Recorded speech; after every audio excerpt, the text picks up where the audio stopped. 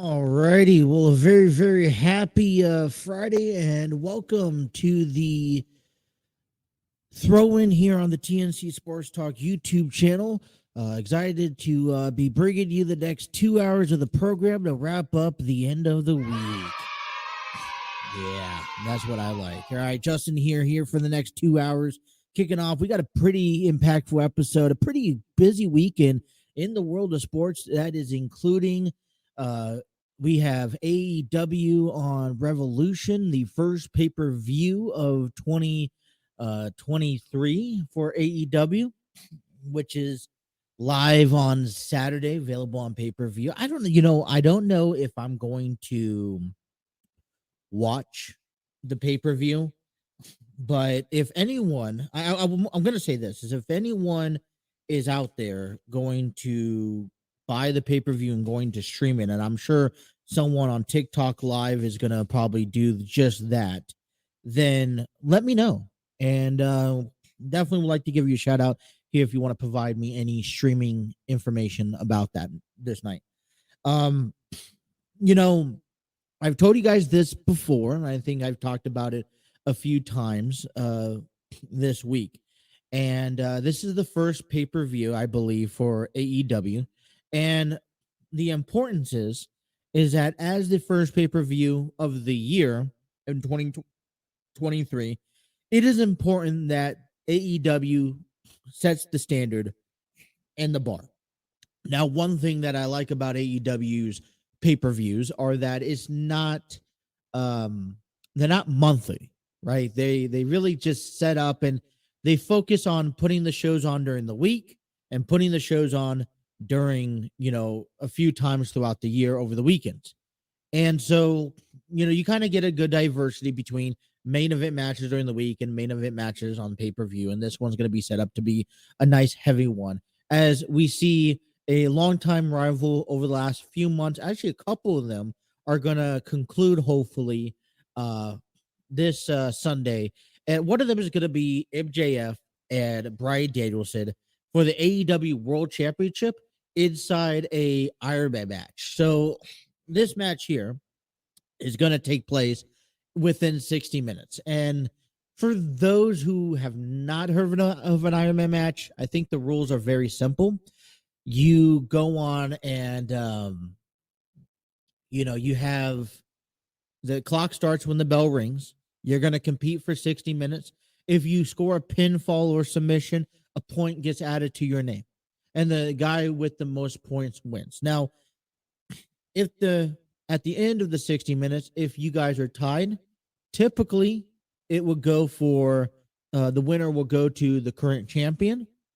But the other thing is that a lot of times they go on and say, hey, there must be a winner. So it may go an additional 5, maybe 10 minutes longer after 60 minutes. So we will see MJF and Bryan Danielson to go at it. And when you think of this match and you compare an Iron Man match to Bryan Danielson, and you're like, it clicks in, right? Just like that. And and I'm like, Bryan Danielson is a workhorse in professional wrestling. He's able to go toe to toe and go to the level that you need him to go to night in and night out.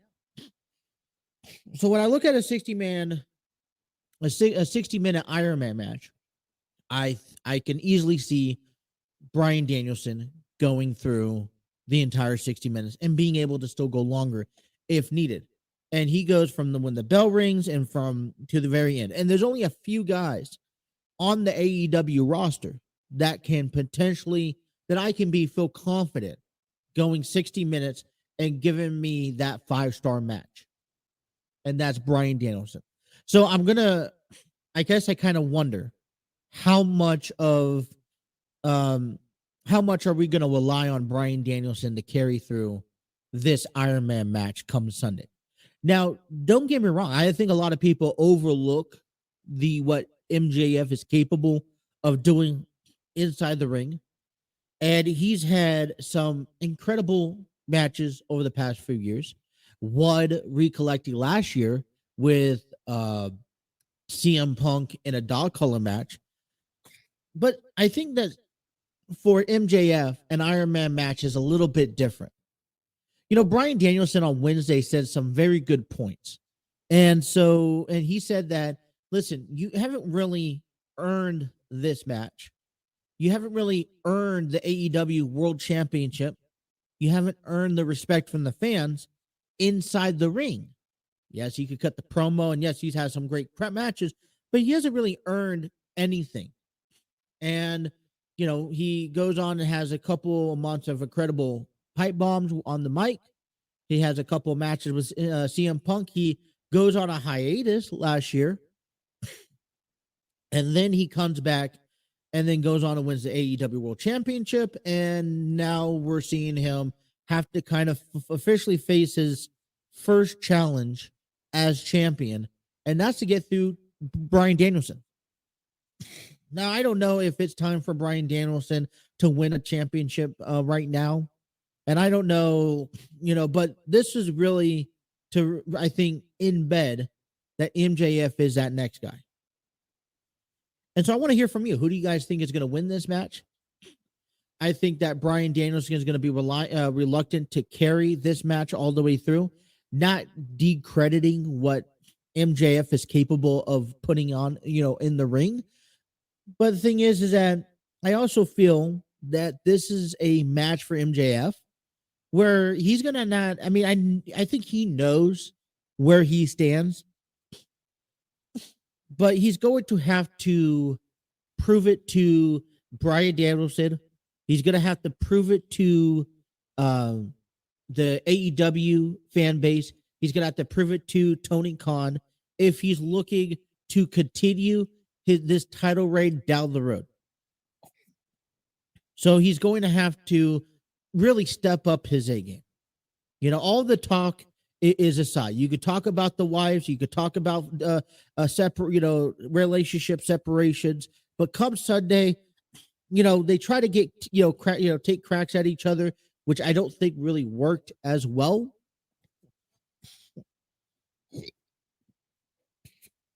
Excuse me.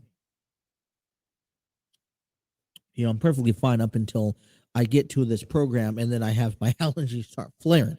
Anyway, this is going to be a nice match. This is going to be a good match, and I think that there's going to be a lot to come out of this match.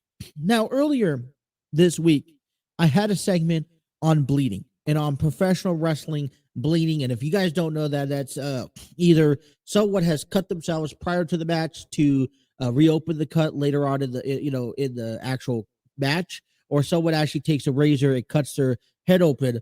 And AEW is known for bleeding, and I think that's understandable. But I told you guys earlier this week, there is a time and there's a place for it. All right. And I think when it comes down to Sunday night, I think there's a couple of storylines that warrants bleeding. One of them is going to be this Iron Man match between MJF and Bryan Danielson. And next match that I think I'm really excited to follow along is this rivalry between Adam Page and Jon Moxley.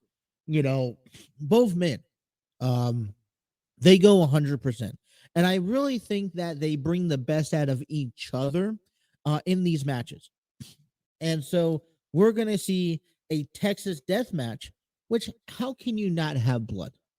But so there are going to be a few matches that warrants bleeding in at AEW Revolution. So we'll talk about AEW Revolution. I will give you my predictions today on this program on who I think is going to win, who I think is going to lose on these matches. and who I think is important to walk away noticeable out of this pay-per-view. We also have a busy night on SmackDown tonight as Roman Reigns has himself quite a handful. All right. Not only he has to deal with the turmoil that lurks within the bloodline because Jimmy Uso could not get to Jay last Friday night. He's going to also have to watch out because Cody Rhodes is going to appear tonight on SmackDown and confront Roman Reigns.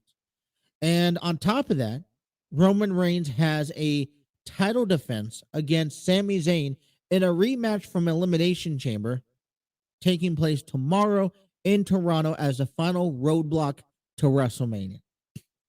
It'll be the final match that Roman Reigns will face up until WrestleMania. And, you know, I think a lot of people, I think that the story is clear. The story is clear that Roman Reigns and Cody Rhodes is WrestleMania 39. But anything is possible in the WWE. And so we could very well see Roman Reigns and Cody Rhodes or even Sami Zayn, somehow beat Roman Reigns. Now, it's highly likely, but we can potentially see that. So we'll talk about that in depth, getting you guys ready for SmackDown. Excuse me, tonight. I got to clear my windows during the break here, so I apologize for the nostril blowing here. But we'll talk about SmackDown coming up tonight. We'll get you guys ready for the weekend in the world of Cincinnati sports. Final games for NCAA basketball before the March Madness tournament. Couple games going on there. I know it's kind of rainy and gloomy outside, and man, I had to go out to get the oil change done on I had to go to Nissan this morning to get the oil change done because I've been, procrastinating getting that done time and time again. So I finally was able to get that done and get the oil change done. And then I get the whole list of everything that you have to get done on the vehicle. I was told that the battery failed, that I need to get brake fluid, flushed down, transmissions due, and nothing taken away from the service techs over there at Nissan. Great customer service, and I've been through it. I used to work for Jiffy Lube as a sales representative, trying to sell. But I don't go walk into a service and expect to spend hundreds and hundreds of dollars. And they give me this estimate of, all right, if you got all this stuff done, which we recommend you getting done, it's gonna be like $700-800. And I'm like, I don't have that money to go spend, at least coming into service. So got my oil change, got the tires rotated, gonna be looking for gonna look over the list, see what could potentially wait, see what I need to get done now, and start saving up to get that stuff done slowly but surely. So but man, things have changed. I finally got that done. It's been raining all morning long. I don't know if it's raining right now, but it's very gloomy. Expected to rain a little bit more today. So if you guys are out there and you guys are experiencing yourself in the rain, please be safe driving. I can't express enough. Went to Walmart, got drenched, had to get a couple of things for dinner tonight. The rain was just bad, I'll be honest.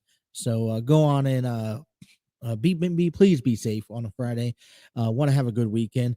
And then I'll probably be getting my picking up the girls from the bus later on this afternoon. So a nice afternoon time with them. So that's going to be a fun day to kick off the weekend. A lot of sports going on. Like I said, we'll talk about that. So excited to get started on a Friday afternoon. Let's finish up the week with the big. If you guys are watching us over on YouTube, we want to thank you guys for tuning in to the TNC Sports Talk YouTube channel.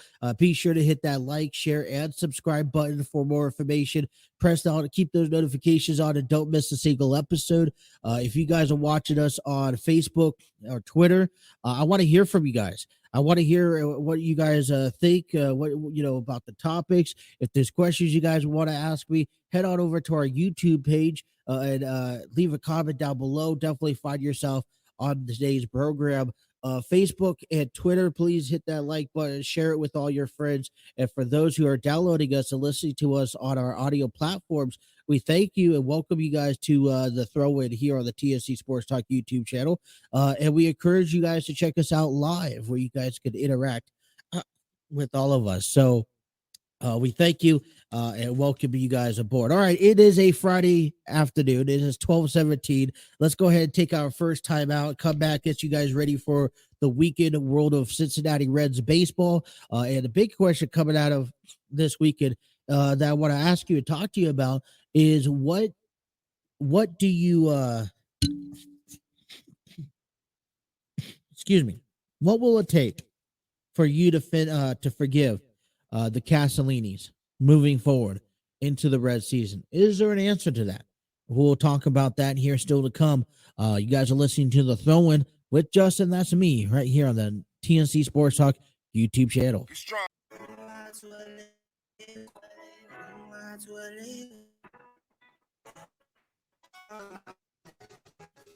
Ten toes down and around. Whole life and doing my thing. Get that money, ain't no thing. Everything I do for the game. 10 toes down and around with the game. Alrighty, welcome back here to 12:22. Taking you guys up until 2 p.m. on a Friday afternoon. I want to welcome you guys back to the throw-in here on the TNC Sports Talk YouTube channel. I want to go ahead and give you guys, let you guys know a little bit about this program, and we couldn't have done any of this without the help of StreamYard Studios, which is a online recording platform for podcasts, videos. You could host virtual business meetings and conduct interviews, therefore and so forth. And really love this product. Been using it since day one. I want to give a big shout out to StreamYard Studios. Thank you so much for providing an easy platform here where I could share screens, I could play music, I could play videos, have overlays here. And if you guys are new into this and you guys want to create your own YouTube channel, maybe go live on Facebook or Twitter and chat with people, host, if you have a business meetings, they got a free version over there at StreamYard.com. So I highly recommend checking that out. Thank you guys over there at StreamYard for making all of this possible. Alrighty. Well, I kind of took during the break, I kind of cleared my nose. So I feel a lot better than the opening segment.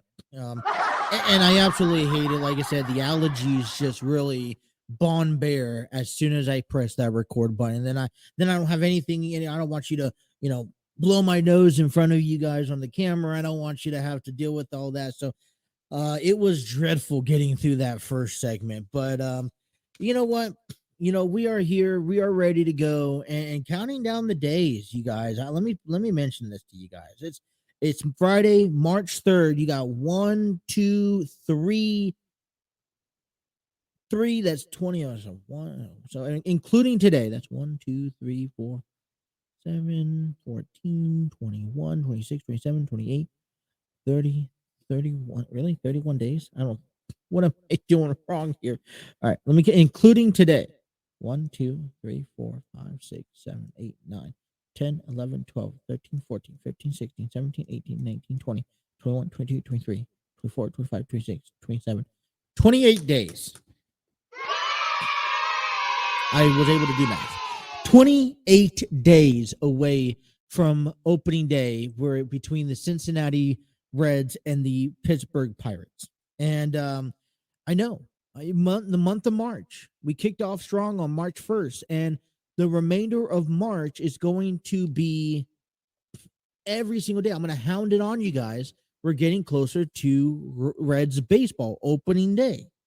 And, it's exciting. And I got to ask, are you guys excited? Are you guys excited for some Reds baseball? I sure hope so.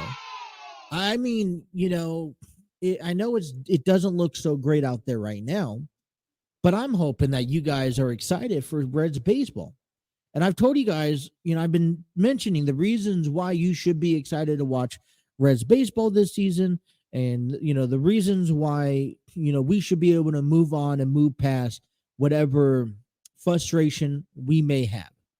Now, we've talked about this before, but I think the ultimate question is going to be, which is what's being asked around in Cincinnati, all week long, is what it's going to take to forgive the Castellinis. Let's admit, okay, I don't know. The Castellinis claim that they're in a rebuild mode. And what rebuild mode are you in compared to, that? I guess my question is what type of rebuild mode are you could possibly be in if you weren't a champion to begin with? You know what I'm saying?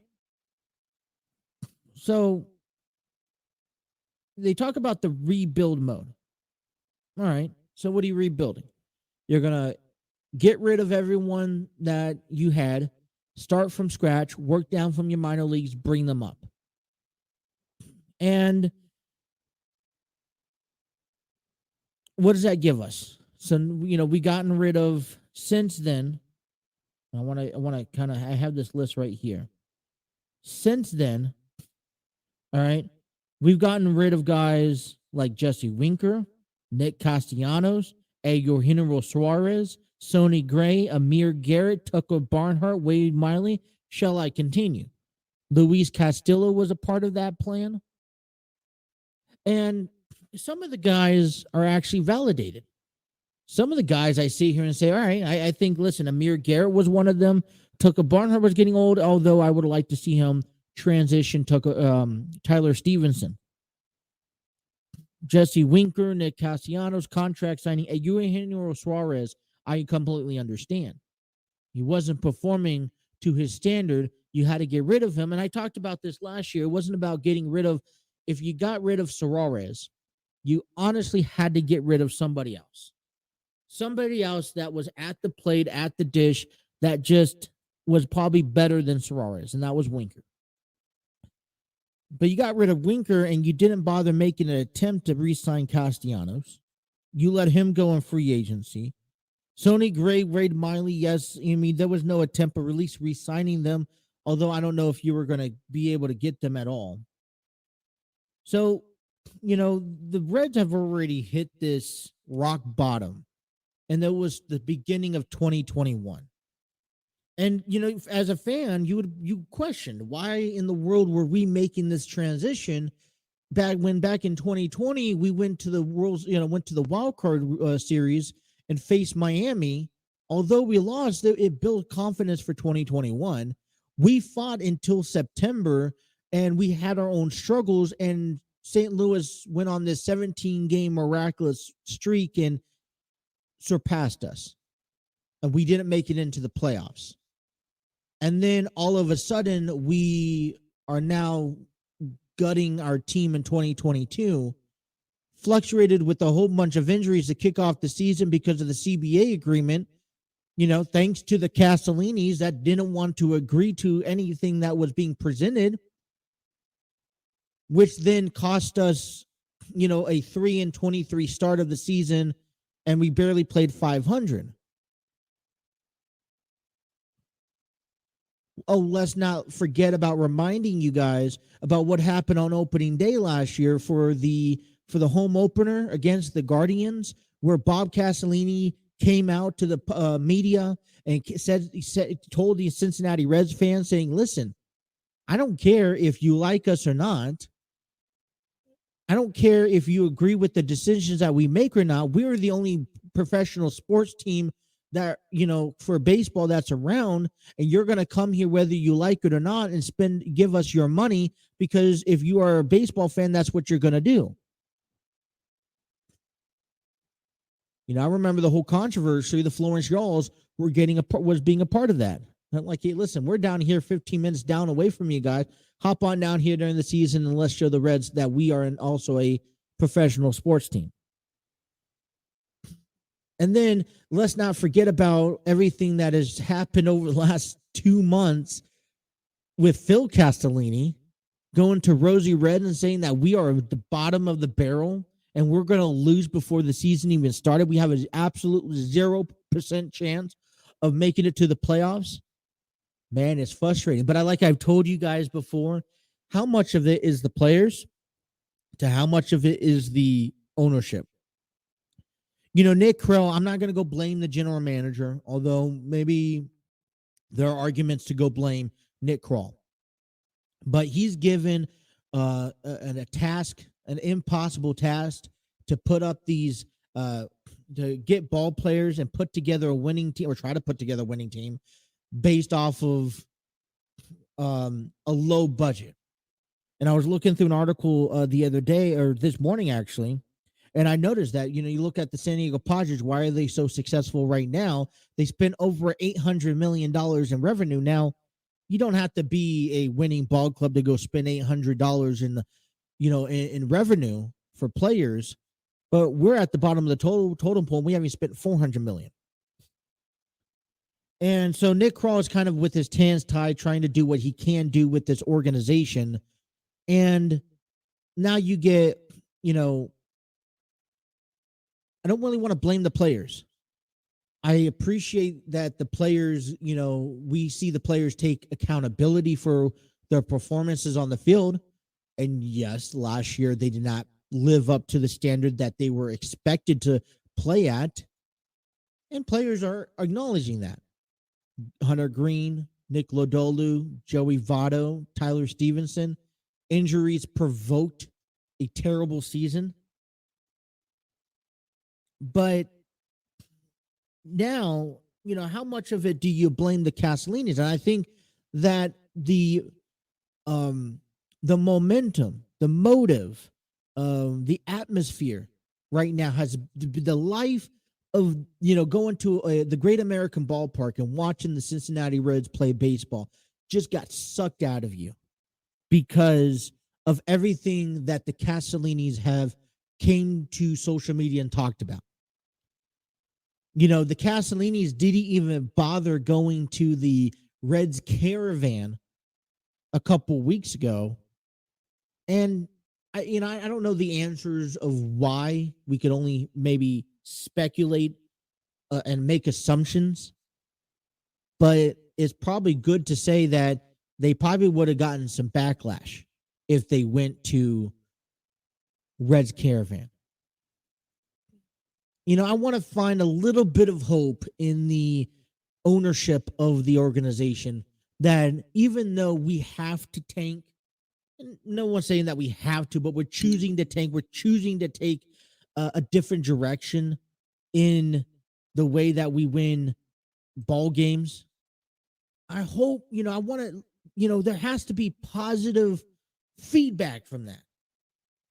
What do I mean? It's like, all right, if I'm the Castellinis, I'm saying, listen, here's our plan.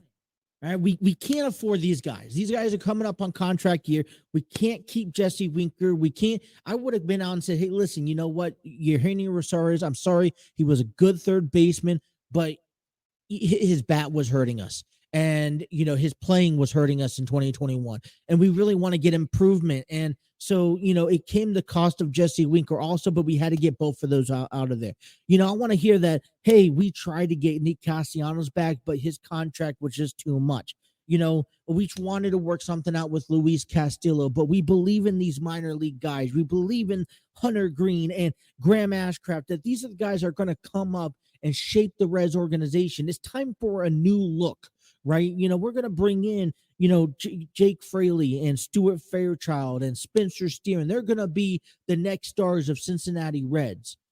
At the same time, listen, and we're asking you, it's not in the NFL. It's not going to happen overnight, but we're asking you to kind of hang in with us, come out to the ballpark, and support what we're trying to do, support these players who are trying to make it through the big leagues. And we're trying to give you a consistent, progression out there on the field, right? That's what I would love to hear the Castellinis come out there and say. But they went completely opposite. So my question is to you: what will it take to forgive the Castellinis?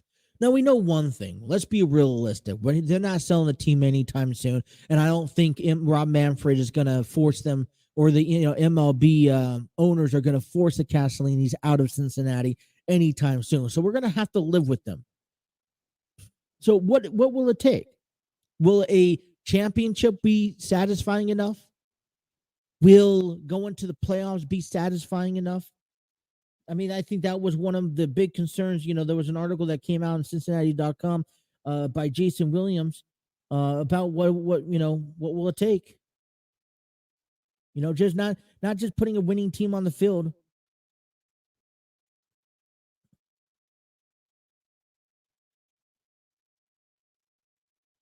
You want consecutive winning seasons. We did the same thing. We haven't had a winning series in the playoffs since 1995.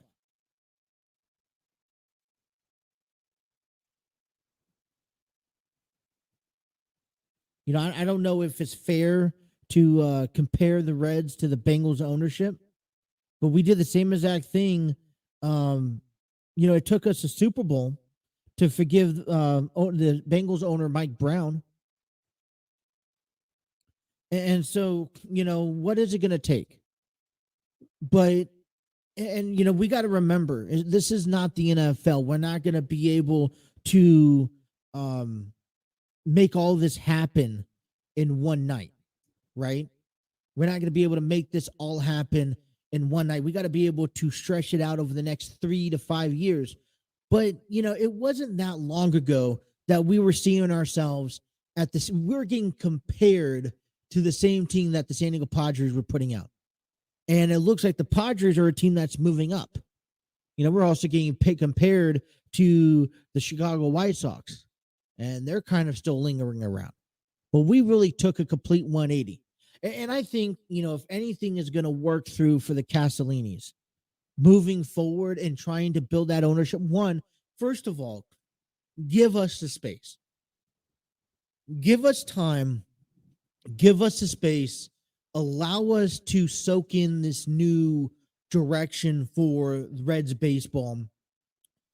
Give these players the opportunity, and don't stick your nose into the players' progression, into the team's progression. Let Nick Krall, and let David Bell, and let the Cincinnati Reds players of the 40-man roster go out there and do what they need to do, for one.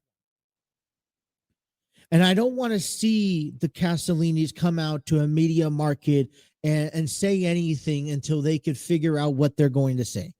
Maybe go hire a PR rep and have him write out your script of what you're going to say and how you're going to answer questions, because it seems like everything that's coming out as of late has been garbage. I would like to see is also an accountability from the Castellinis. Go ahead. Let's acknowledge the elephant in the room, and that is the verbal verbal communication that the Castellinis have pushed upon us, which have been negative. Give a little bit of hope to the Reds fan base. Give a little bit of hope to, even if you don't believe it, make us believe it. Say it like you do believe it. Give us a little hope that, hey, this is a progression, that we're looking for on a 3 to 5 year span, and we're looking to see it through. Even if you go behind closed doors and says, listen, I don't care about this ball club. Let's can this for the next decade and collect all the money. Say that behind closed doors. Don't come out here and say it to the fans. Make us believe that you have a game plan for the next 3 to 5 years and you're invested into the game plan. And then also, let's get the community, say stuff that wants the community to come back and to watch these ball games. You want to make people come watch these ball games. No one's going to come, even if you say, I remember, when the Padres were going through their rebuild mode, Ron Fowler and Peter Seidler, they're all saying, hey, let the Dodgers flood in San Diego and take over Petco Park, because it's going to be their money that's going to give us a winning team in 3 to 5 years down the road. You maybe go out there and say Phil Castellini, say that, hey, listen, I want all those Cardinals fans to come to Great American Ballpark. I want all those Brewers and Cubs fans to come over, and I want them to give us their money. Bring on the Yankees fans, because then that money is going to turn back around, getting us the ball players that we need to win. Even if that's not true, make us believe it. Make us believe that you actually care and start acting like it. So I'm asking you guys, and I want to know what you guys think. What will it take for you to forgive the Castellinis and move on from this back and forth confrontation that we've had between the ownership of the Reds and the fan base? Let's step aside and let's talk about some Cincinnati Reds baseball. They got three games coming up this weekend, starting today with the Chicago White Sox. We'll get you all that information, the lineup, and more, and a trip around the sports. You guys are listening to The Throne right here on the TNC Sports Talk YouTube channel.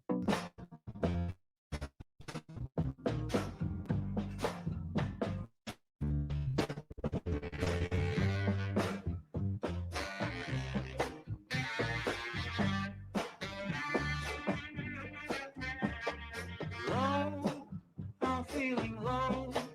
Want you to know I ain't got much to show. Baby, I'm slow. Not creeping to my eyes, snail show. Until the spring liberates me from my winter hell. I've got candles and candy. I can be your daddy if you only let me creep into your. Alrighty, 12:45 here on the program.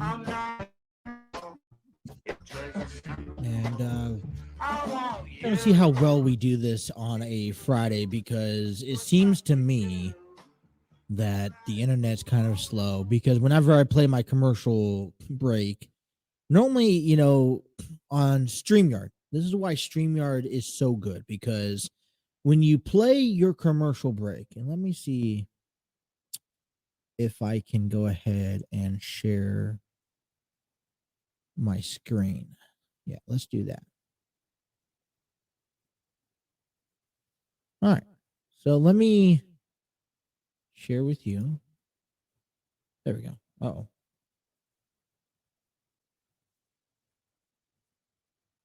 All right. So I'm going to share with you my screen here.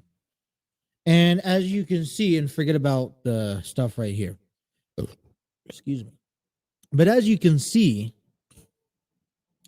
StreamYard has, and I guess we're just going to take a look around StreamYard. So when I log into StreamYard, you have my recording stuff. I'm on Facebook. I'm on YouTube. I'm on Twitter. I can end the broadcast.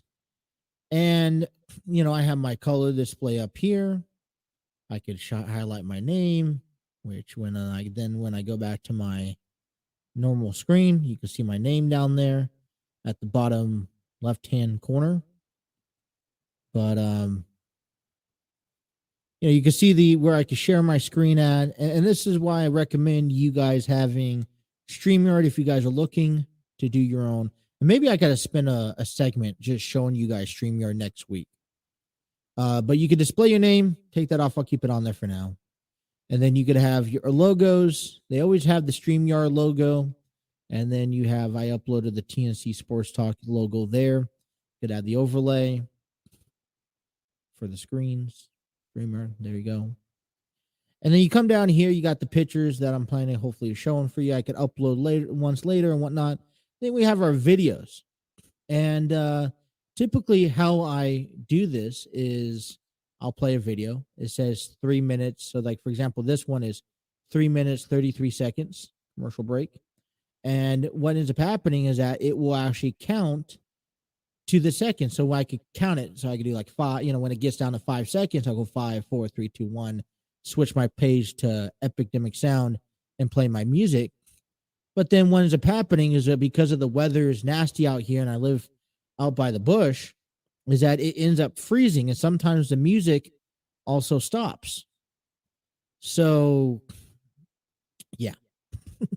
And then I'm like, okay, what's going on? So sometimes I run to my phone, go live, which is like a 5-7 second delay. Or sometimes I'm like, all right, can I hear the music? Sometimes it will stop counting. So I try to base myself off the music. But then if the music stops and I'm like, oh no, I'm just screwed. So sometimes if you see us coming back from break and it becomes silent for a couple seconds, that's just strictly because I can't get to I'm trying to time it right and I'm having complications on my end. I know a lot of people don't know about that, but you know what? If you're looking for StreamYard Studios, that's a good place to go. All right. Cincinnati Reds has themselves a nice, pretty big weekend ahead of us of baseball as they get ready to take on the Chicago White Sox. The Reds come into play 2-2 as the Chicago White Sox are 3-3. Dylan Cease is on the mound for the White Sox as Luke Weaver will get the nod for the Reds. And hey, so far about a week into spring training, handful of games. You know what? Not too terrible. I think you have to allow yourself some room and margins for error. You got a lot of players that are playing different positions. And you got to ask yourself, how do you think the Reds are playing this year? Right. So I don't know. Maybe do I have? Yeah, no, I don't have that, which sucks. But so how are the Reds playing this year? Well, they're not playing bad, right? They're not terrible, but you're really not seeing the actual side of the Reds roster. Jose Barrero is over there at short. The competition out there at shortstop this spring. We haven't yet seen Joey Votto participate, so we really don't know the status of Votto. But no, they're not doing terrible. I think when I think that things do get slip away, and you see it with other teams as well. When you guys get yourself deep into your bullpen and you get yourself deep into your regular lineup, then you're trying to plug in pieces here and there, and you don't have that same lineup every single day. Like, for example, the Padres. You're throwing Alexander Bogaerts, Manny Machado, Fernando Tatis Jr., Juan Soto, Jake Cronenworth out there almost every single day. But then it's those backup guys. But for the Reds, you don't have the same starting lineup that you may see or potentially see for opening day out there right now. So, there's still a lot of plugins here and there that we're trying to, or that David Bell is trying to figure out pre-opening day, and we still have plenty of baseball in spring training to determine that.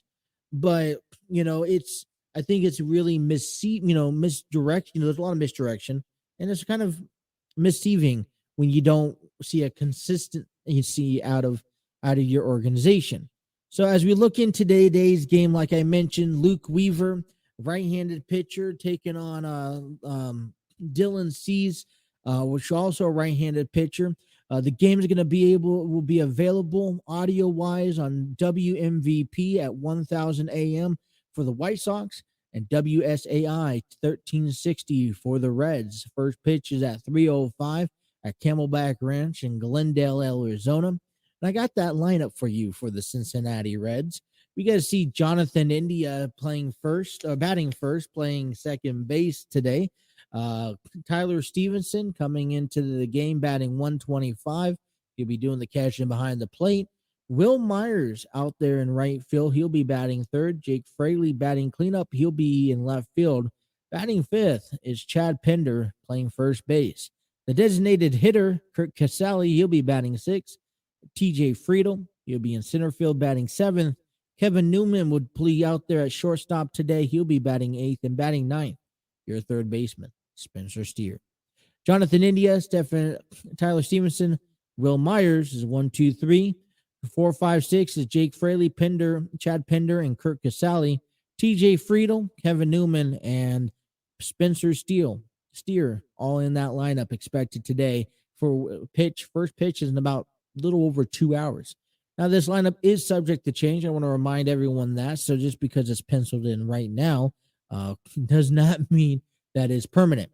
The Reds are going to go on and have a couple more games this weekend as they will be on the road for Saturday's game, taking on the Kansas City Royals.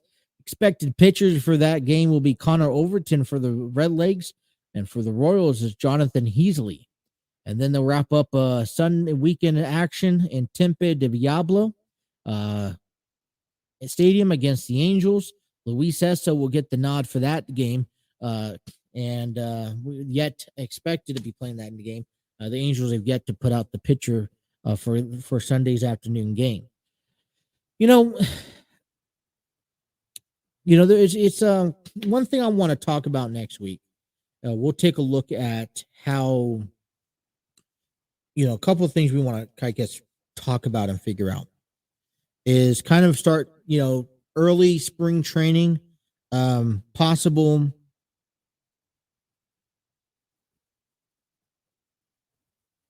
Reds possible opening day roster.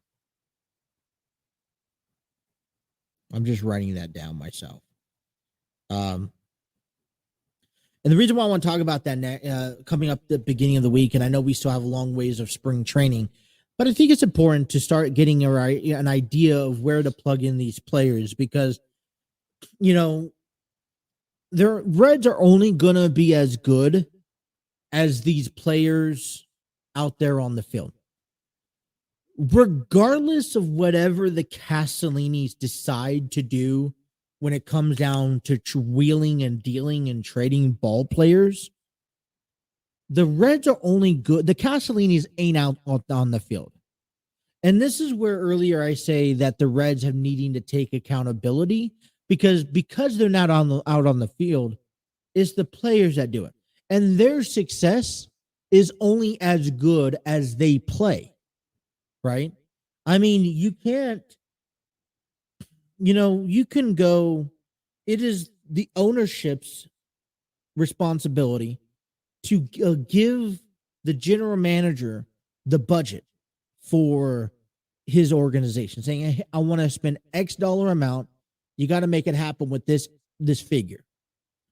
And then it's the general manager to kind of put together a team within that budget that they can bring up. Now the owners, yes, the ownership is going to talk, with the general manager about, all right, who would you like to see that we're going out to get? Right. So Nick Kroll is sitting there telling, all right, Phil, Bob, we got X, Y, we got 1, 2, and 3 set up. Do you like these guys? Or do you see someone else coming in? Is there someone in the free agent market you like us to go grab? That basically what Nick Kroll is doing.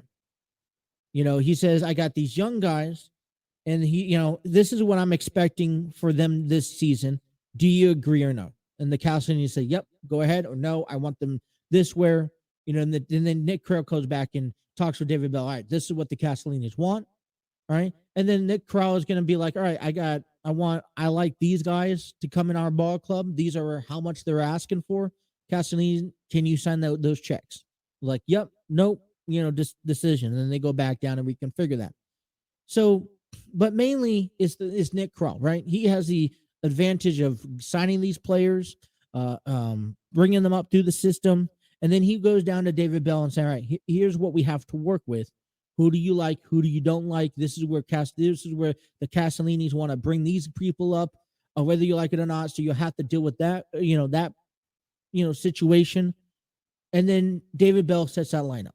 But then the rest of it is all the players, right? So, if it's how bad Jake Fraley wants to be an everyday left fielder is how much he puts into working.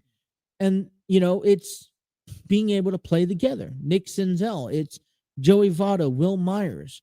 So as much as we want to yet again point fingers to, yes, I think it's fair to say the Castellinis have had a major negative impact on the progress that the Reds are making.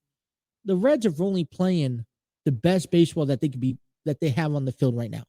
And the only people that can change that is the players, is the Will Myers and the Joey Votto. Because they can easily beat the Padres. Money doesn't mean anything. You can have the worst roster. We've seen the Cubs do it. We've seen the Astros do it. We've seen the Guardians do it. It is possible to win a World Series and not have the top players, not be the LAs and Dodgers and not be the New York Yankees.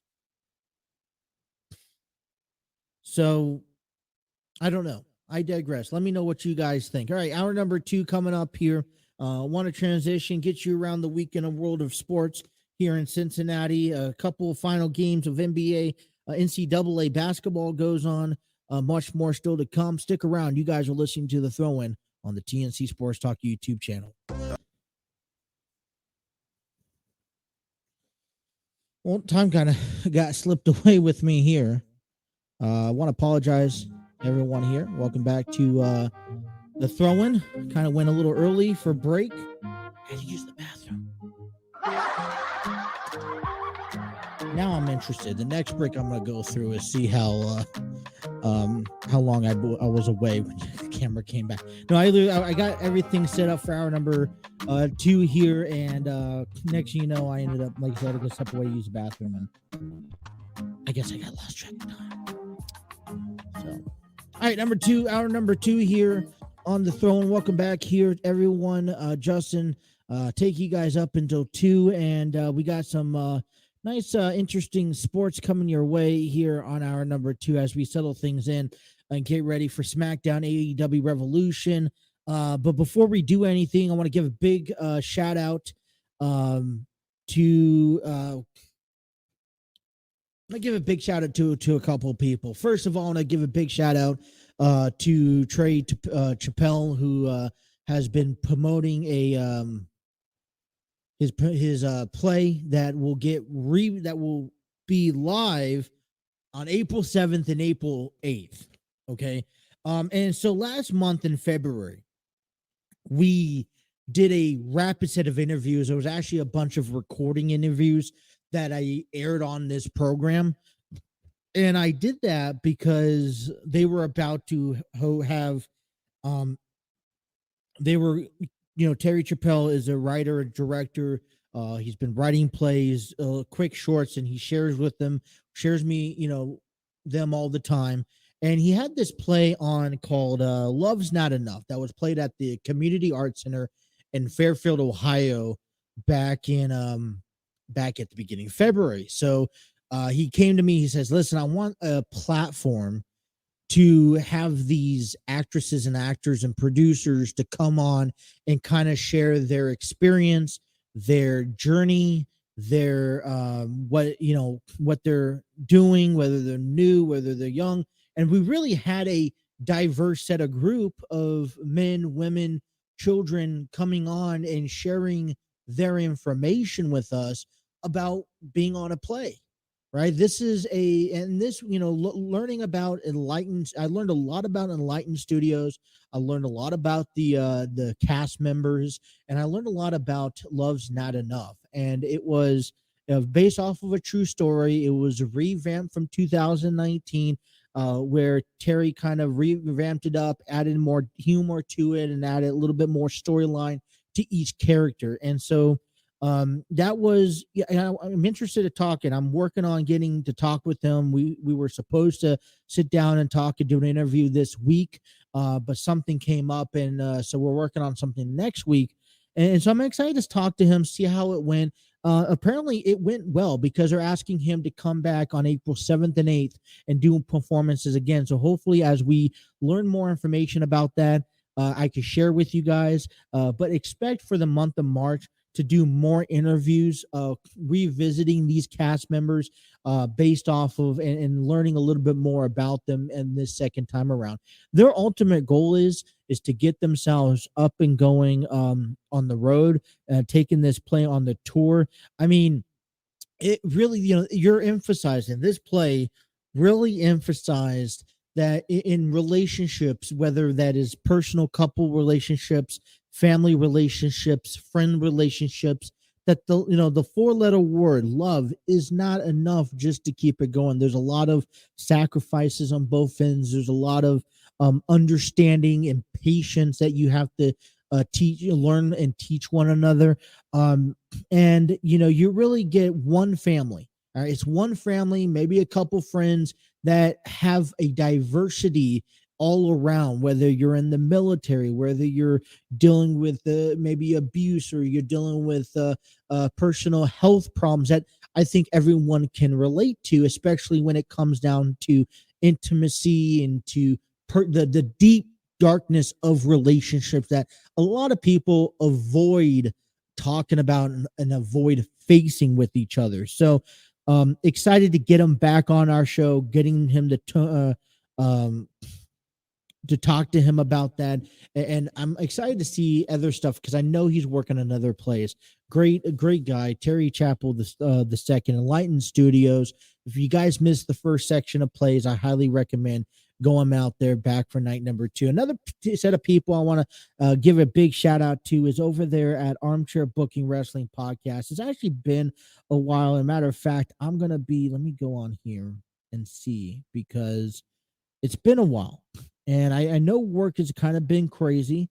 And yeah, it's actually been over a week since we last heard of the latest episode on Armchair Booking Wrestling Podcast, where Steve Barber, Dwayne Davis come on and talk about all wrestling.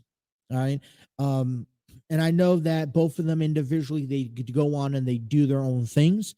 But when you really want wrestling information and you really want the wrestling information take and opinions off of just wrestling fans, you want the opinions on it, you tune into Armchair Booking. They've been long life friends they've been friends from day one back in high school. And they really have been they've known each other for several years. They've gone off and done their living their lives, and they come back together to talk about the sport that we love talking about, and that's professional wrestling.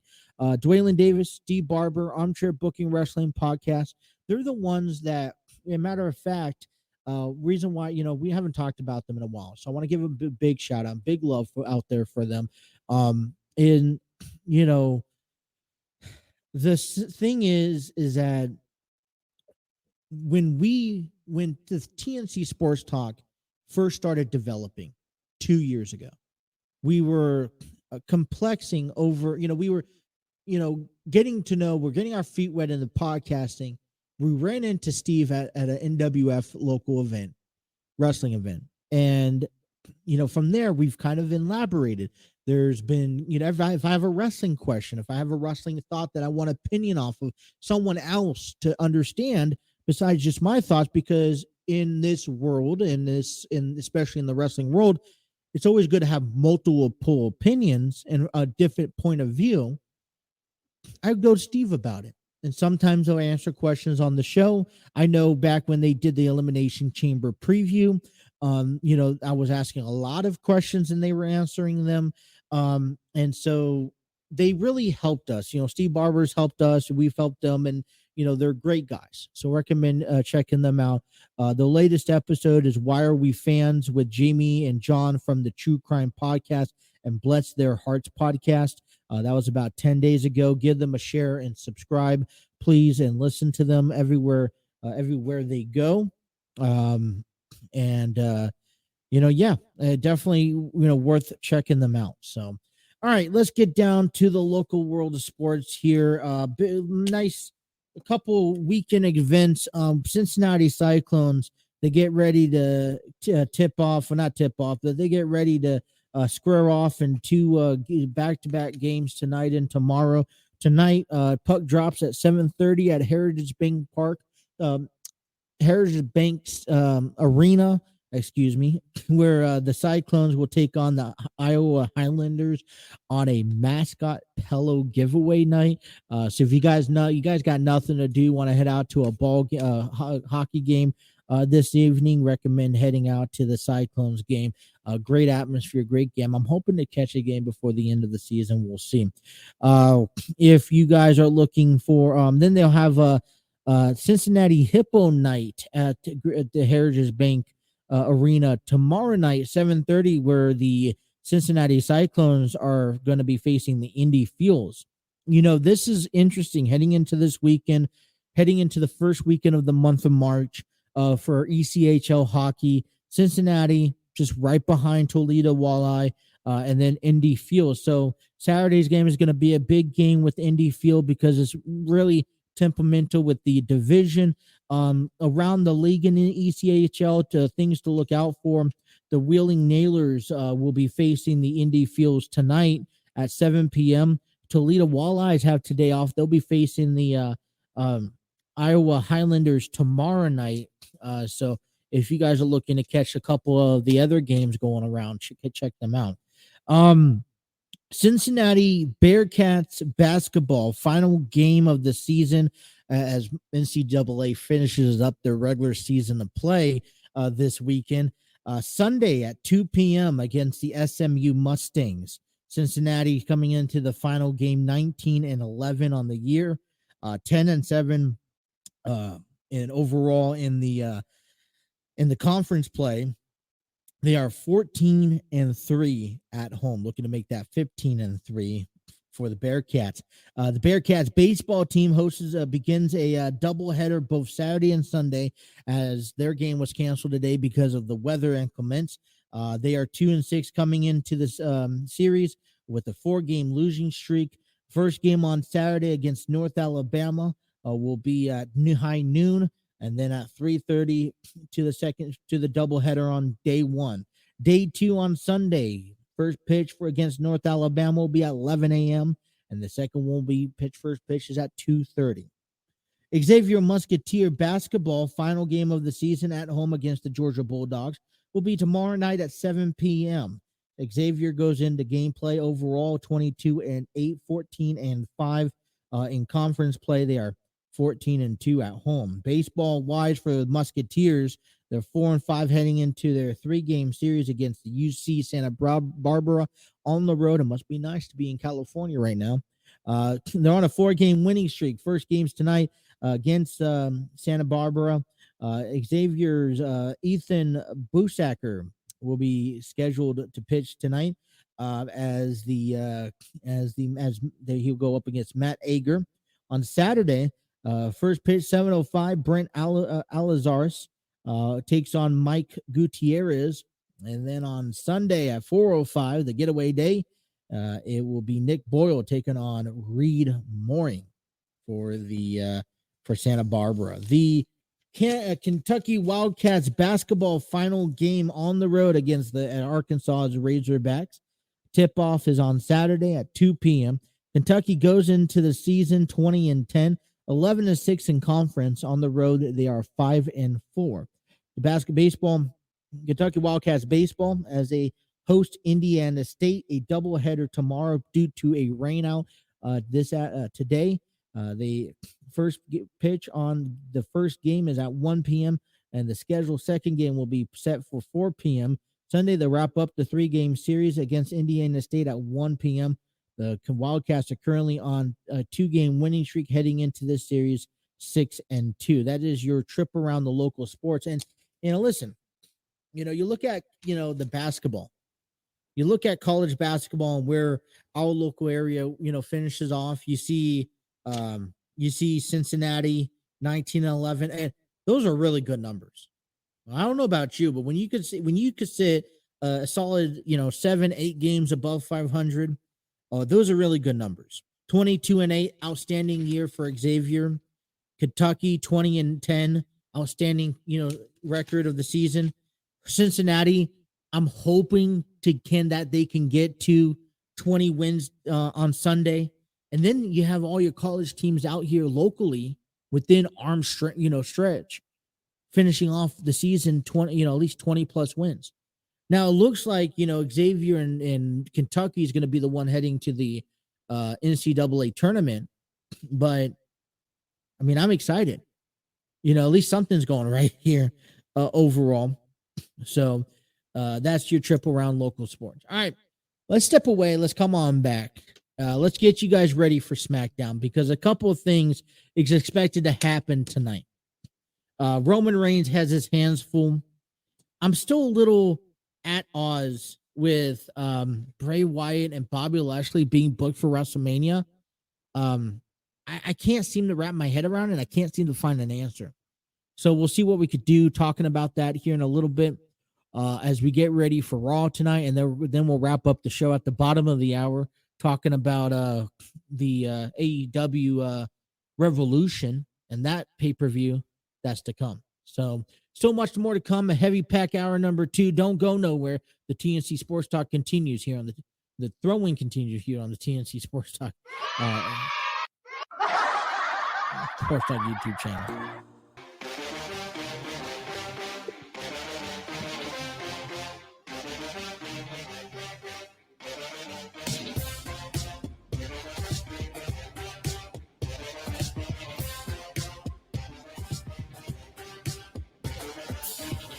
Build you up, you break me down, tear everything apart.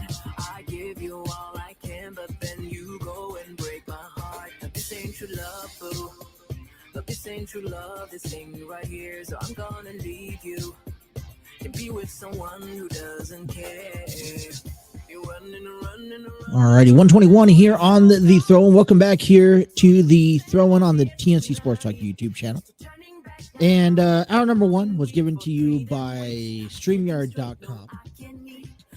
Kind of went into a little bit more depth with that. And I want to give you a little bit more in depth into Spreaker from iHeartRadio. If you guys are creating podcasts or YouTube content that you guys could put your audio on platforms, check out Spreaker.com. Provides the perfect platform for your podcasting. And I want to go ahead and share with you, just like I did for a quick moment, that with StreamYard and kind of went through a little bit more. Maybe I also got to start doing this more periodically. Let me share the screen. And I want to share my StreamYard or Spreaker stream here. There we go. So that really takes a minute. All right, so this is my Spreaker account. I'm not going to get into a detail of my account, but it allows you to create, upload different podcasts. So back when we had the Jay and Trey podcast last year, I got 12 episodes because we didn't start using Spreaker until about the end of March, April-ish. So 12 episodes were uploaded. And then we have about currently 63 episodes of the Throw-In. And right now I have a package plan that allows me up to 500 hours of content. And then right now I'm currently sitting at a little over 100 hours, which that's a lot of work. Yeah, so going through Spreaker here, you go on, you click on, you sign up. You pay the subscription, and then you come through here and you can upload all your episodes. You could also monetize and use Ad Exchange. And by entering Ad Exchange, it allows you to earn income on the show. And you could see your statistics. And when you go into your if you want to look into your statistics on your personal episodes, you could go down and check your personal episode. So if you guys are looking, and then the distribution, can't forget about the distribution. So right now for the Throw-In, we're available on Apple Podcasts, Spreaker. It's added on Spotify, iHeartRadio, Google Podcasts, Castbox, Deezer, Podcast Addict, Podchaser, and like Joseph. Can't pronounce that name to save my life here. So, like I said, if you guys are looking to create your own podcast and you guys want a platform to upload your podcast at, I'd highly recommend checking out Spreaker. All right. So we're getting ourselves ready for SmackDown tonight, available on Fox. And I told you guys that SmackDown, Roman Reigns has his hands full. And a couple of things are happening on SmackDown tonight that can easily start to become of distraction for Roman Reigns. And the distraction ultimately started back at the Royal Rumble when Cody Rhodes backstabbed the Bloodline. I'm going to just use that term right now for reference. And this started a turmoil for the Bloodline because Jay finally came to his senses and started realizing that Sami was really the glue to the Bloodline all of last year. And, you know, everything that came down to it and to Sami Zayn hitting Roman Reigns with that steel chair was very validated. And now, and over the last month, Jey Uso has kind of been MIA and been very distant from the Bloodline. I would even say from Sami Zayn. I don't know. Right now, they're playing it very well where Jey Uso, you really can't read Jey Uso, whether he is for Sami Zayn or against Sami Zayn, for the Bloodline or against the Bloodline. Roman Reigns apparently has been telling Jimmy over the last few weeks, and especially last week on SmackDown, saying, hey, here's your final chance. Either get your brother on the same track and get the Bloodline back, or I'm going to have to take matters into my personal hand, this Friday.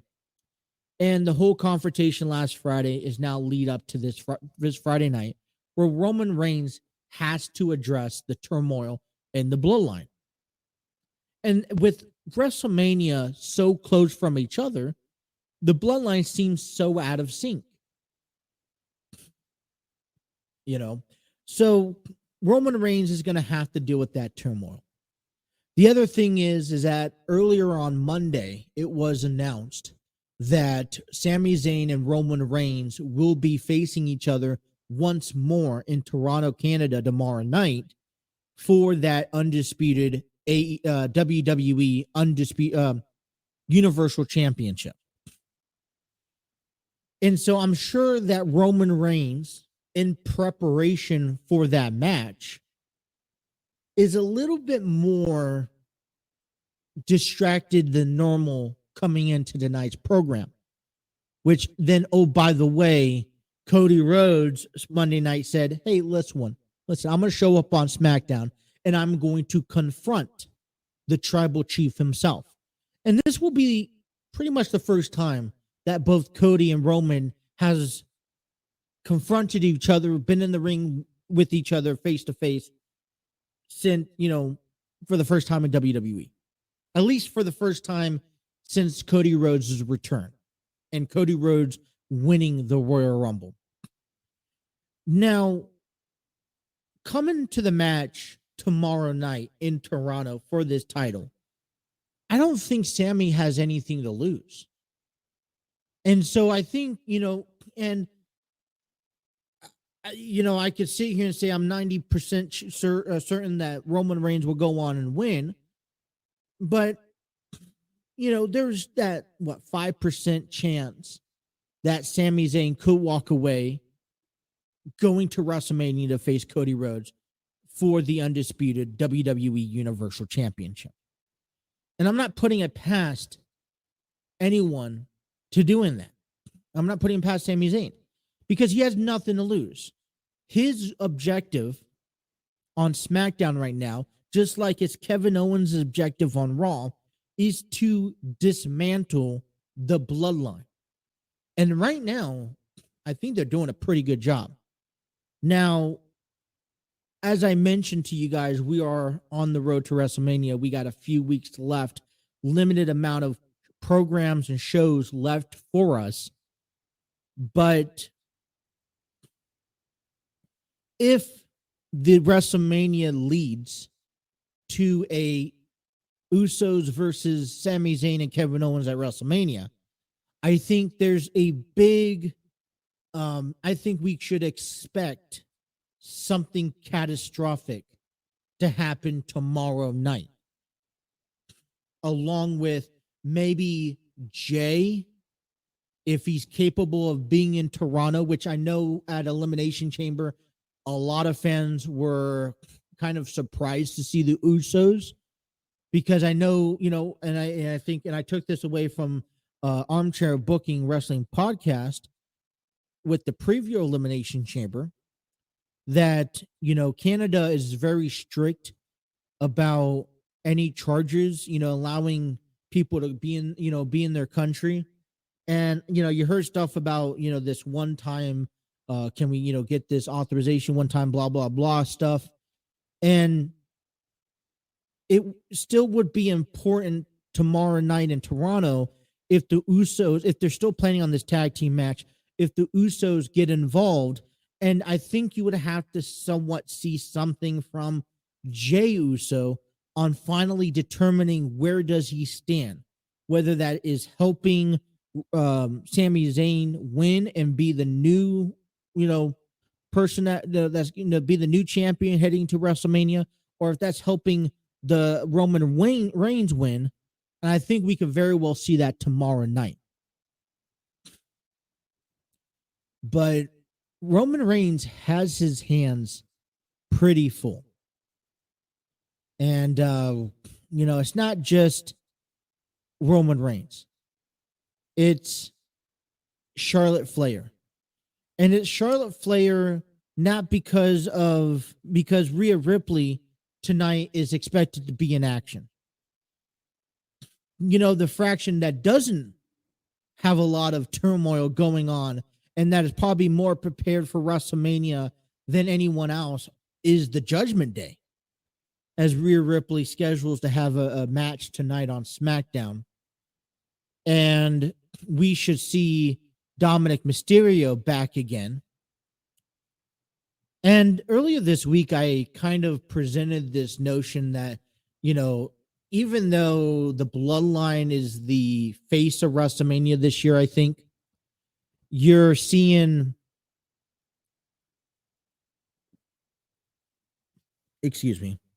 you're seeing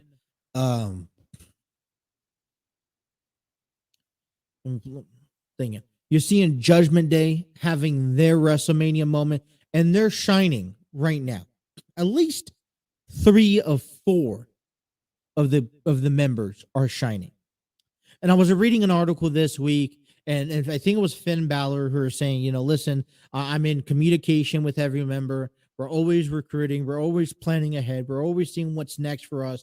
And, I'm starting to favor the Judgment Day because I strongly feel that 2023 is going to be their big year.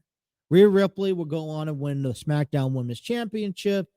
Finn Balor possibly could retire Edge. Dominic will finally get his one-on-one match with Rey Mysterio, which I think would be important for Dominic to win the match, or at least continue that feud even longer. Now, I don't know how long Roman Reigns, or not Roman Reigns, but Rey Mysterio is planning on wrestling with Dominic, but that is clearly is an option. The only person I don't see a role in at WrestleMania is Damian Priest. Now, I believe, if I'm not mistaken, and I want to confirm with you guys, and I should have, I have a picture here that can confirm what I'm looking for, because we will see. Let me see if I can find it.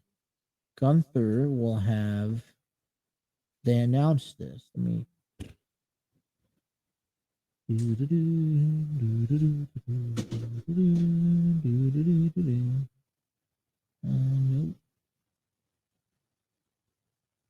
Nope. Come on.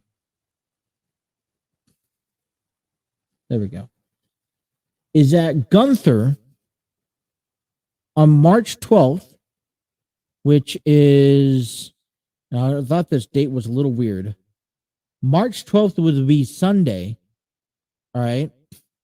March 12th, there will be a WWE announced a huge 20-man battle royal on March 12th at Madison Square Garden to determine Gunther's opponent for the Intercontinental Championship on the road to WrestleMania.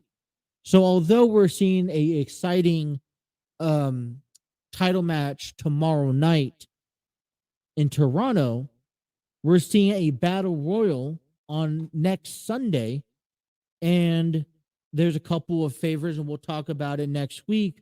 more into it, but Damian Priest is one of those guys on the list.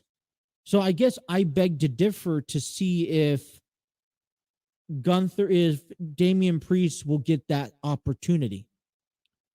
And what does that mean? Is that there is plenty of men on the roster that has not been given a opportunity. Then I don't, do they deserve an opportunity? I was looking at this list, and I guess here's the ultimate question. I understand that SmackDown, that Triple H. There was a report that there was a article that came out saying that Triple H wasn't wanted smaller match cards so that you can emphasize the actual matches and it's not going to take you 6-7 hours to watch a program. And I'm okay. That's fine. But then we don't see right now. We don't have Braun Strowman. We don't have Drew McIntyre. We don't have Eric. We don't have Ivar. We don't have Karrion Kross. No Kofi Kingston. No Xavier Woods. No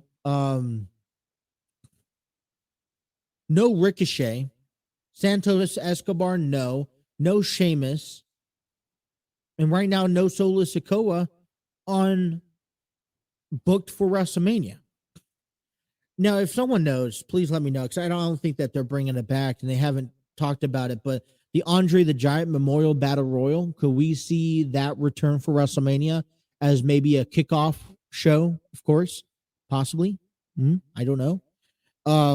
But it gets me a little concerned, worried. Anyways, a big night on SmackDown tonight. We are on the road to WrestleMania. You think about this. I'm just looking at my calendar, right? We, just like baseball's 28 days away, 28, 29, 30 days away from WrestleMania Night 1. We are 1, 2, 3, 4, 5, 6, 7, 8 shows away from WrestleMania, besides tomorrow's Toronto show and the 12th at Madison Square Garden. All right, so 1, 2, 3, 4, 5, 6, 7, 8, 10 shows total between now and WrestleMania that will determine match cards. We know how big Monday Night Raw is going to be this week because we're supposed to hear, hopefully, from Edge if he's going to accept Finn Balor's challenge. We're supposed to hear from John Cena and hopefully get the John Cena and Austin Theory rival going for WrestleMania. We're also supposed to, I believe, see what's next for Becky Lynch, Lita, and I'm also supposed to hear from Logan Paul, who is supposed to go face-to-face with Seth Rollins on Monday Night Raw. So that's going to be a big show. The SmackDown is leading up to a big show. And listen, whatever the match card is, because I saw another picture here to share to see that right now, with the matches confirmed, we have Roman and Cody, Rhea and Charlotte, Bianca and Asuka, and right now, Omos and Brock. Now, we're still expected to see Bobby and Bray, Logan and Seth, Finn and Edge, Cena and Theory, Rey and Dom, and if all those plan out, that's a total of 9 single matches. But there are still matches yet to come. So we're starting to shape it up a little bit, but we got to confirm matches and tables start hitting real quick. All right, let's go ahead and take our last time out, head to the bottom of the hour, and get you guys ready for AEW Revolution this week. And you guys are listening to The Throw-In on the TNC Sports Talk YouTube channel.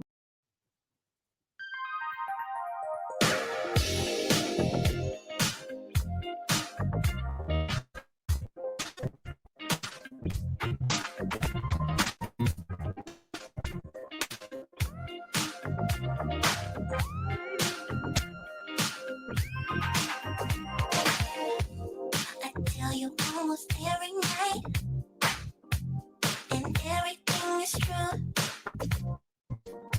The feeling that you're giving me whenever I'm with you.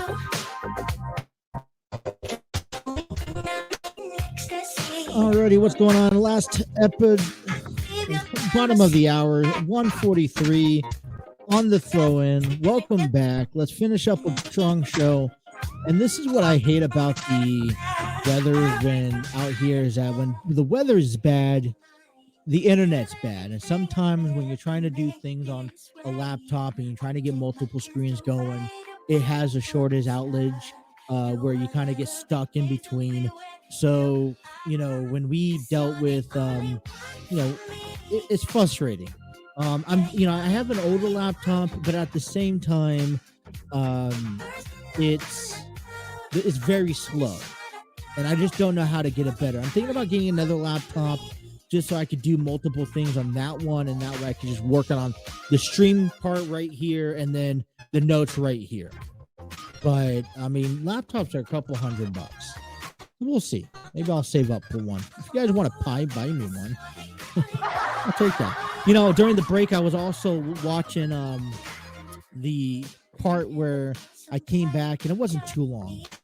But like I said, I had to go to the bathroom and all that fun stuff. So it's kind of embarrassing a little bit when normally I try to time it just right, but I was trying to get all ready. All right, last big shout out of the day: Epidemic Sound. Discover your world class artists, composers, and bands. Find the perfect soundtrack and give your social media accounts the music they deserve. Epidemic Sound is a royalty-free music link on the line. And if you guys are looking to add some music to your content, check out epidemicsound.com for You're the Only One for Me by Gloria Tells, available now on epidemicsound.com. Kind of get you the vibrant of the day and everything that is going on. Last segment of the day, ready to kick off the weekend a little early. We'll come back and starting to take notes, the things that we probably haven't gotten a chance to talk about this week because of just spending a lot of time on certain subjects and things I want to kind of get into during next week. Is, I mean, obviously you still have WWE, a lot of still talk about on the road to WrestleMania, which cover the Cincinnati sports and cover the Cincinnati Reds. There's a couple questions coming out of the quarterback situation that we started trying, that I wanted to get to yesterday and we didn't get to yesterday. That's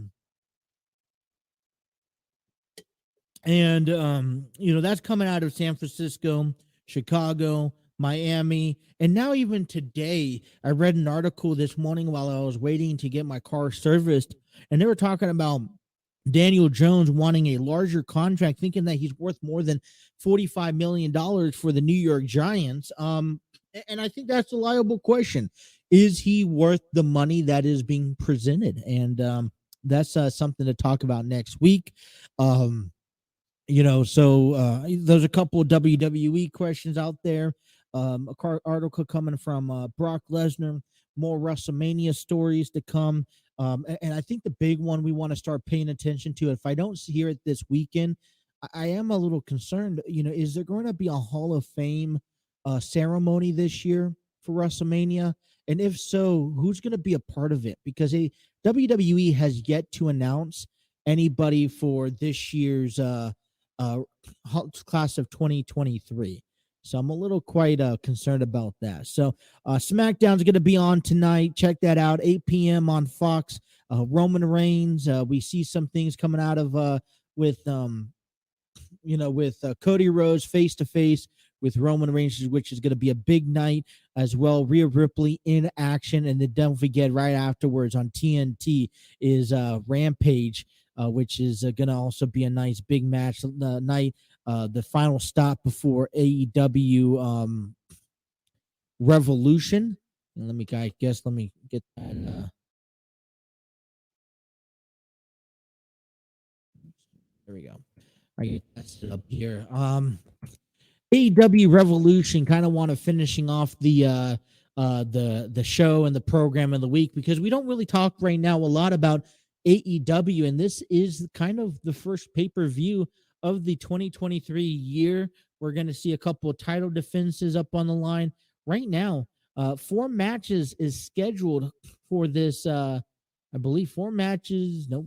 So we have Here we go. Let me see. AEW Revolution 2023. All right, there we go. I got the right one. I just had the history of AEW Revolution.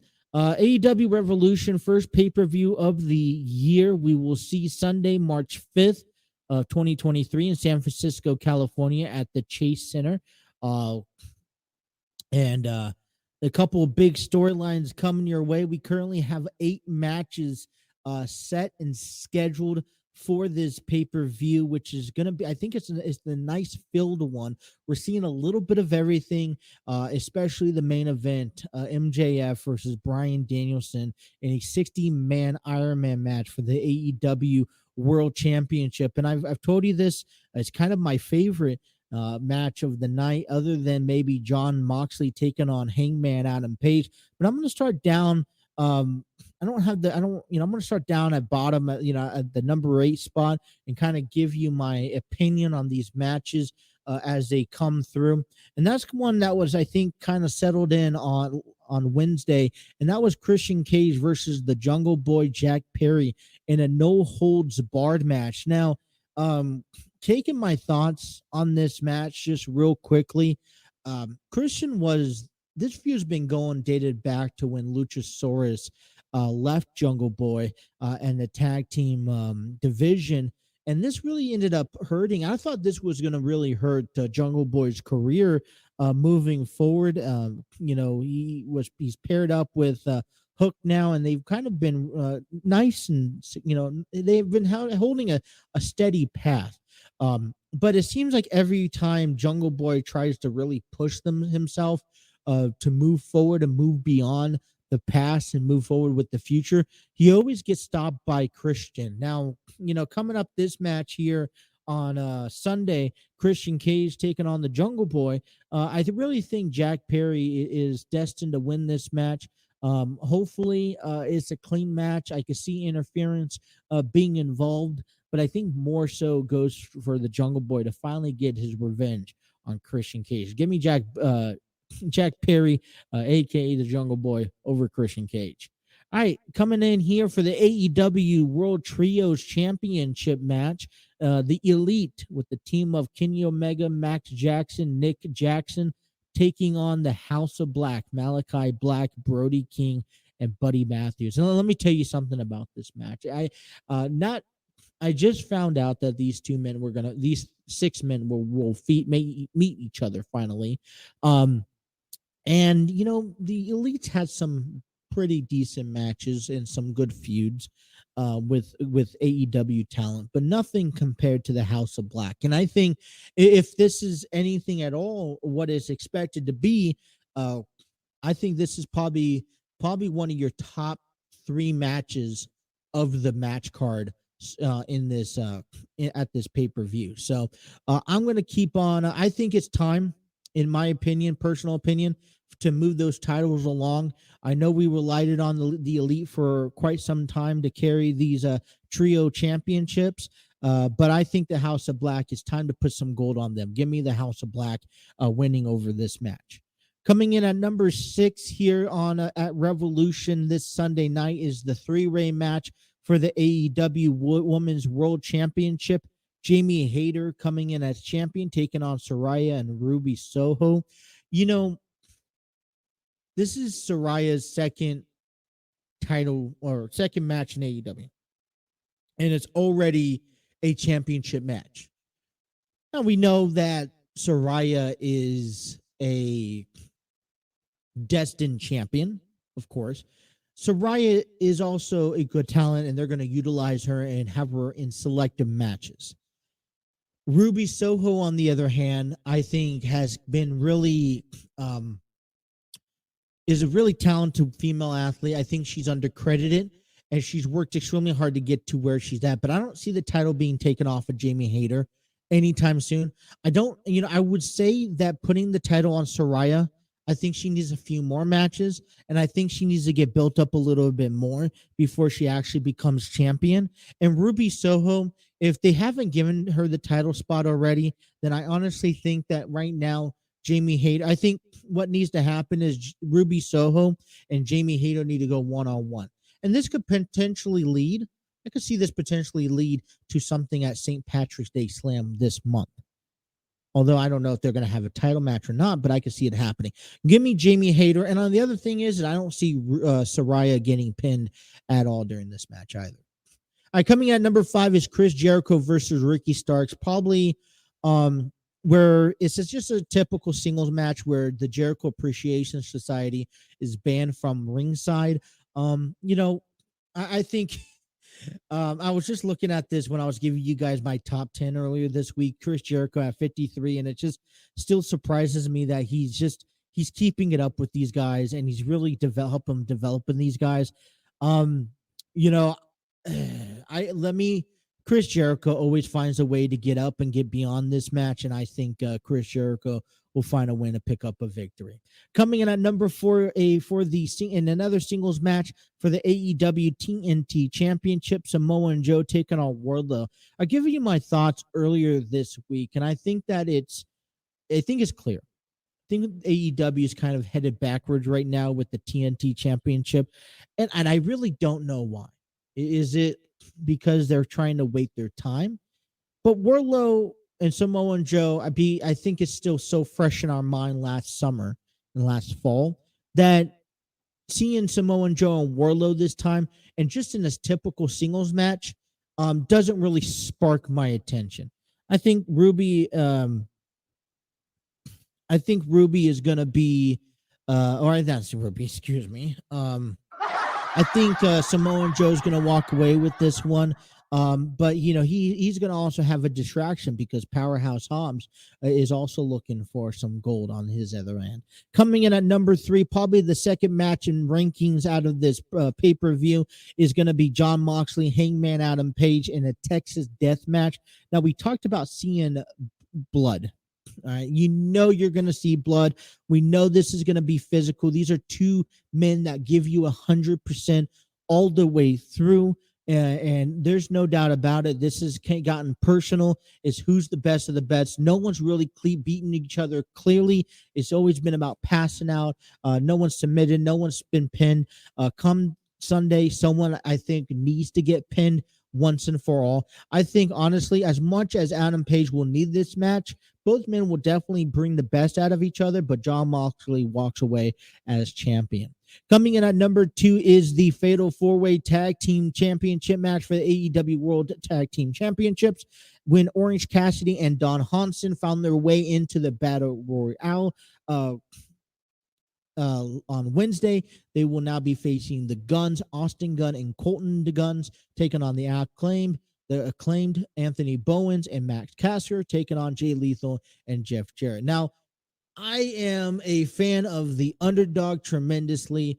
I will love to see Orange Cassidy, Dan Hansen win some tag team action. I don't know if that's going to happen. Another big fan favorite, Jay Lethal and Jeff Jarrett, will love to see titles on them.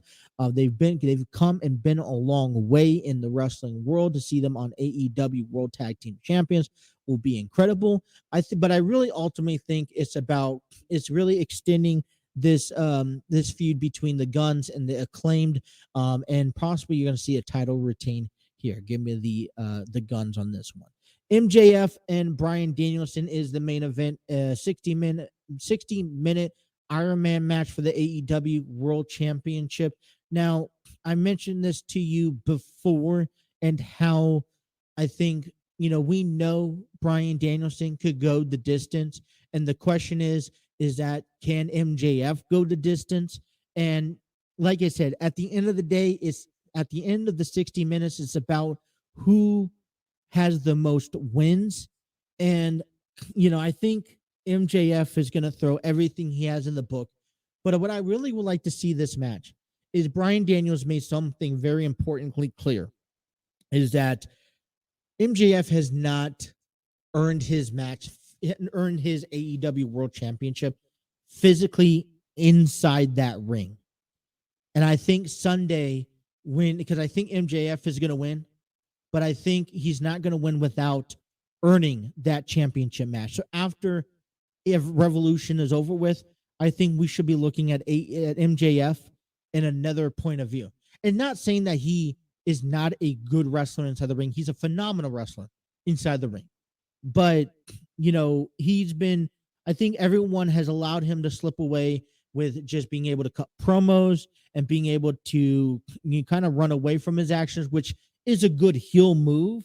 But at the same time, I got to sit there and say that, he's not going to be able to run nowhere come Sunday. So that is my prediction for AEW Revolution. We will come back on Monday and talk about all the stuff that happened. We got a lot of sports around the world this weekend. We'll come back Monday, whole fresh start, brand new week. And man, I enjoyed this past week. And for everyone out there right now in the rain, in the the ugly cloud outside, please be safe. And until next week, guys have a wonderful weekend. Signing off, Justin here with the throw-in on the TNC Sports Talk YouTube channel.